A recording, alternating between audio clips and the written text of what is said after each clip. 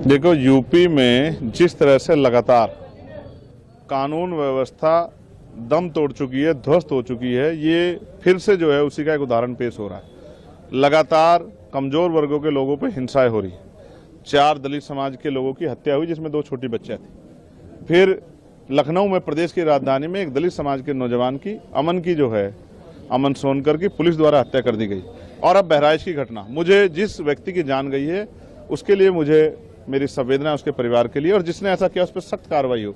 लेकिन हम इस बात को भी इग्नोर नहीं कर सकते कि जिस तरह से जानबूझ के, इस तरह से गाजियाबाद के जरिए या किसी और जगह से, जिस तरह से एक समुदाय को उकसाने का, भड़काने का, सड़कों पर लाने का प्रयास किया जा रहा है, और लगभग इस बार तो जो है वो सफल भी हो गए हैं कि हिंसा जो है जिस तरह की होती दिखाई दे रही है।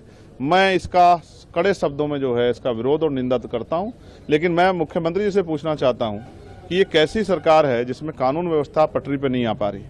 मैं ये भी आग्रह करूंगा कि सब लोग शांति बनाए रखें, और मैं राजनीतिक दलों से भी ये कहूंगा कि राजनीतिक नफा नुकसान को ना देखते हुए सब लोगों को राजनीति से ऊपर उठ के प्रदेश की कानून व्यवस्था सही रहे, इसका ध्यान रखते सब लोगों को शांति की अपील करनी चाहिए।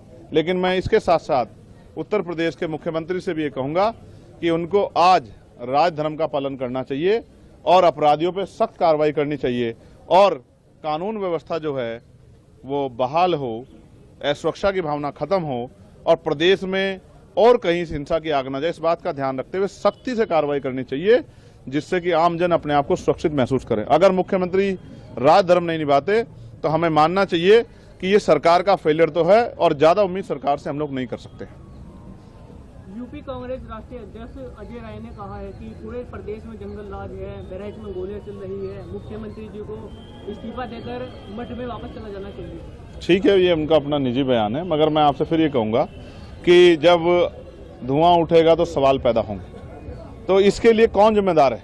मैं तो जिम्मेदार नहीं हूँ। मुख्यमंत्री कुर्सी पे कौन है उत्तर प्रदेश? चंद्रशेखर थोड़ा ही है, योगी आदित्यनाथ बैठे हैं। तो अगर उनकी सरकार में लॉ एंड ऑर्डर फेलियर हो रहा है तो इसकी जवाबदेही भी उनकी है। जब अच्छी बातों का श्रेय वो खुद लेते हैं, तो ये जो इस तरह का अपराध हो रहा है, इस तरह की हिंसा हो रही है, तो उसका श्रेय भी उनको लेना चाहिए, और उनको जवाब देना चाहिए कि वो बड़े बड़े दावे करते हैं कानून व्यवस्था के। आज कानून व्यवस्था कहाँ है? कौन सुरक्षित है उत्तर प्रदेश में? लगातार क्या बहन बेटियों पे हमले नहीं हो रहे हैं? लगातार क्या तमाम तरह से दलितों पे, मुसलमानों पे, पिछड़ों पे जुल्म नहीं हो रहे हैं? क्या लगातार नौजवानों पे जो है हमले नहीं हो रहे हैं? लगातार किसानों पे हमले नहीं हो रहे हैं? कहीं गुलदार से लोग परेशान हैं, कहीं जो है भेड़ियों से लोग परेशान हैं, लोगों की जीवन रक्षा भी हम लोग नहीं कर पा रहे हैं। तो सरकार कर क्या रही है और किसके लिए काम कर रही? मुझे बड़े दुख के साथ कहना पड़ेगा, उत्तर प्रदेश में जो सरकार है मौजूदा, उसकी संवेदनशीलता जो है वो मर गई है, जिसका खामियाजा उत्तर प्रदेश की जनता को चुकाना पड़ रहा है। मुख्यमंत्री राजधर्म निभाएं और सख्ती से निभाएं, और जिस तरह की उद्दंडता करने वालों पर सख्त कार्रवाई करें, जिससे कानून व्यवस्था बहाल हो।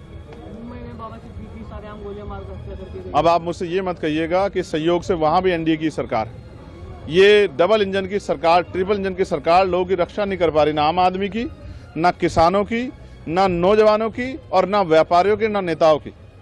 मैं तो संयोग से मैं बच गया, लेकिन बहुत सारे लोगों के जीवन में ये दिन नहीं आएगा। तो आपने देखा किस तरह सरेआम हत्या हुई, धमकी देके। तो इस पे जो है ये किसी के ऊपर टिप्पणी करने पहले अपने गिरवान में जाके सरकार को देखना चाहिए कि वो इस प्रश्न चिन्ह का जवाब, इस सवाल का जवाब कैसे देंगे। ये